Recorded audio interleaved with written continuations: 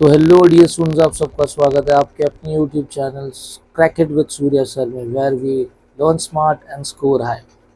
तो जैसे कि अब 18 फरवरी को आपका सेक्रेटेरियल प्रैक्टिस यानी कि एसपी का पेपर होने वाला है, तो आपको ज़्यादा स्ट्रेस नहीं हो और आप इजीली ये सारे चैप्टर्स कर सकें। इसके लिए मैं सारे चैप्टर्स, चैप्टर 1 से चैप्टर 12 तक सारे चैप्टर्स का छोटा सा एक्सप्लेनेशन और उसके क्या क्या इंपॉर्टेंट क्वेश्चन है वो मैं आपके लिए लेकर आया। तो आइए स्टार्ट करते हैं चैप्टर नंबर 1 से, इंट्रोडक्शन टू कॉर्पोरेट फाइनेंस। तो कॉर्पोरेट फाइनेंस क्या है? कॉर्पोरेट फाइनेंस डील करता है फाइनेंशियल एक्टिविटीज़ के साथ जो रिलेट करता है बिजनेस की ग्रोथ से, इन्वेस्टमेंट से और फंडिंग से। इसके अंदर कैपिटल बजटिंग, फाइनेंशियल प्लानिंग और रिस्क मैनेजमेंट आता है। उसके अलावा इसका क्या ऑब्जेक्टिव है? मैक्सिमाइज करना शेयर होल्डर्स की वैल्यू को और मैनेज करना सारे फाइनेंशियल रिस्क। तो इस चैप्टर से क्या क्या इंपॉर्टेंट क्वेश्चन हो सकते हैं? Question number 1, what is corporate finance, explain its significance. Question number 2, differentiate between corporate finance and business finance. Question number 3, explain the objectives of corporate finance. तो अब बढ़ते हैं चैप्टर नंबर 2 की तरफ, जिसका नाम है सोर्सेज ऑफ कॉर्पोरेट फाइनेंस। अब बिजनेस को फाइनेंस की ज़रूरत पड़ती है। अब ये फाइनेंस जो है वो अलग अलग सोर्सेज से आते हैं, जिसको लगाया जाता है ऑपरेट करने के लिए और एक्सपांड करने के लिए बिजनेस को। अब ये जो सोर्सेज होते हैं ये दो तरीके के होते हैं, एक होता है इंटरनल सोर्स, एक होता है एक्सटर्नल सोर्स। इंटरनल सोर्स में रिटेन्ड अर्निंग्स, रिजर्व्स और सरप्लस आ जाता है। वहीं एक्सटर्नल सोर्सेज में आपका शेयर्स, डिबेंचर्स, लोन्स और डिपॉजिट्स आ जाते हैं। अब इस चैप्टर से रिलेटेड इंपॉर्टेंट क्वेश्चंस क्या क्या है? Question number 1, define corporate finance, explain it's sources. Question number 2, differentiate between internal and external source of finance. Question number 3, explain the advantages of raising funds through debentures. तो चलिए बढ़ते हैं chapter number 3 की तरफ, issue of shares. अब shares क्या है? Share represent करते हैं ओनरशिप इन द कंपनी और इनको इशू किया जाता है। क्यों इशू किया जाता है? कैपिटल को रेज करने के लिए। अब आमतौर पे दो टाइप के शेयर्स होते हैं, एक होता है इक्विटी शेयर्स जिसको हम लोग ऑर्डिनरी शेयर्स बोलते हैं, और दूसरा होता है प्रेफरेंस शेयर जिसमें फिक्स रिटर्न आता है, इसके लिए इसको फिक्स रिटर्न शेयर्स भी बोला जाता है। मेथड क्या होता है शेयर्स को इशू करने के लिए? Public issue, private placement, right issue, bonus issue, ये अलग अलग टाइप के इशू है शेयर्स के। अब इंपॉर्टेंट क्वेश्चन इस चैप्टर से क्या क्या हो सकते हैं? Question number 1, what are shares, explain different types of shares. Question number 2, describe the procedure for the issue of shares. And question number 3, distinguish between equity shares and preference shares. तो चलिए बढ़ते हैं चैप्टर नंबर 4 की तरफ, issue of debentures. तो debentures एक डेब्ट instrument है जिसको इशू करती है कंपनीज बोरो करने के लिए मनी, किससे? इन्वेस्टर्स से। अब इसके क्या क्या टाइप्स हैं? ये सिक्योर्ड होते हैं, अनसिक्योर्ड होते हैं, कन्वर्टेबल होते हैं, नॉन कन्वर्टेबल होते हैं। कंपनी इशू करती है डिवेंचर्स को, क्यों? सीधी बात है, लॉन्ग टर्म कैपिटल को रेज करने के लिए। अब इस चैप्टर से क्या क्या इंपॉर्टेंट क्वेश्चन हो सकते हैं? Question number 1, what are debentures, explain their types. Question number 2, describe the procedure of issuing debentures. Question number 3, how are debentures different from shares. तो आइए स्टार्ट करते हैं चैप्टर नंबर 5, तो जिसका नाम है डिपॉजिट्स। कंपनीज एक्सेप्ट करती है डिपॉजिट पब्लिक से to finance short term requirements. अब इसके क्या क्या टाइप्स हैं? इसके फिलहाल दो ही टाइप्स हैं, एक है फिक्स्ड और दूसरा है रिकरिंग। अब इसको कौन गवर्न करता है? इसको गवर्न किया जाता है by companies act and RBI guidelines. अब इस चैप्टर से क्या क्या इंपॉर्टेंट क्वेश्चन है? सबसे पहले इंपॉर्टेंट क्वेश्चन है what are company deposits, explain their types. दूसरा इंपॉर्टेंट क्वेश्चन है what are the advantages and disadvantages of deposits. तीसरा इंपॉर्टेंट क्वेश्चन है explain the legal provision related to accepting deposits. अब हम लोग स्टार्ट करते हैं चैप्टर नंबर 6 को, जिसका नाम है correspondence with members. Corporate communication करना शेयर होल्डर्स के साथ, जिसके अंदर नोटिस, रिपोर्ट्स, डिविडेंड के डिक्लेरेशन, ये सारे इंक्लूडेड है।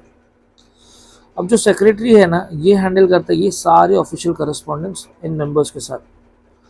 तो कम्युनिकेशन इसके लिए क्या होना चाहिए, क्लियर होना चाहिए, प्रोफेशनल होना चाहिए और लीगली कंप्लाइंट होना चाहिए।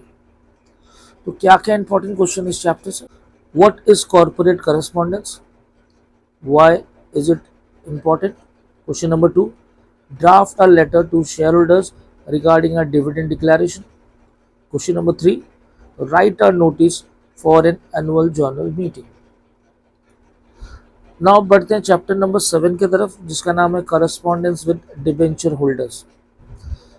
अब यहाँ पे फिर से कम्युनिकेशन की बात आती है। कंपनी कम्युनिकेट करती है डिबेंचर होल्डर्स के साथ उनके इंटरेस्ट को, पेमेंट को लेके, उनके रिडम्पशन और कन्वर्जन को लेके। तो यहाँ पे भी जो सेक्रेटरी है ना, वो इंश्योर करता है कि प्रॉपर रिकॉर्ड उसने मेंटेन करके रखा है और लीगल कंप्लाइंस उन सारी चीज़ों का है, क्योंकि इन सारी चीज़ों को लेके जो सेक्रेटरी उनको रिप्लाई देना पड़ता है। तो क्या क्या इंपॉर्टेंट क्वेश्चन इस चैप्टर से। Question number 1, explain the role of the secretary in correspondence with debenture holders. Question number 2, draft a letter regarding the redemption of debentures. Question number 3, write a letter informing debenture holders about an interest payment delay. अब बढ़ते हैं chapter number 8 की तरफ, जो है correspondence with depositors. अब company क्या करती है, मेंटेन करती है रेगुलर कम्युनिकेशन डिपॉजिटर्स के साथ रिगार्डिंग डिपॉजिट्स, मैच्योरिटी और इंटरेस्ट पेमेंट्स को लेकर। तो सेक्रेटरी क्या करता है, जितनी भी क्वेरीज है, कंप्लेन्स है और रिन्यूअल प्रोसेस है, उन सारी प्रोसेस को वो हैंडल करता है। तो क्या क्या इंपॉर्टेंट क्वेश्चन हो सकते हैं इस चैप्टर से। पहला इंपॉर्टेंट क्वेश्चन है, what are the key elements of correspondence with depositors.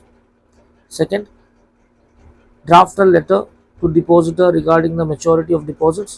Question number 3, write a letter acknowledging depositors complaint and providing a resolution. अगर आपको इन सारे लेटर्स का फॉर्मेट और चाहते हैं कि मैं इन सारे लेटर्स को आपको एक्सप्लेन करूं, तो कमेंट ज़रूर कीजिए।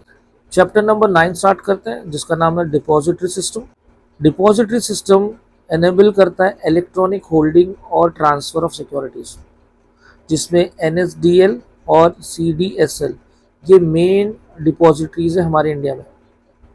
इसके बेनिफिट्स क्या है, रिड्यूस करता है पेपर वर्क को, एलिमिनेट करता है फ्रॉड को और फास्टर ट्रांजेक्शन हो।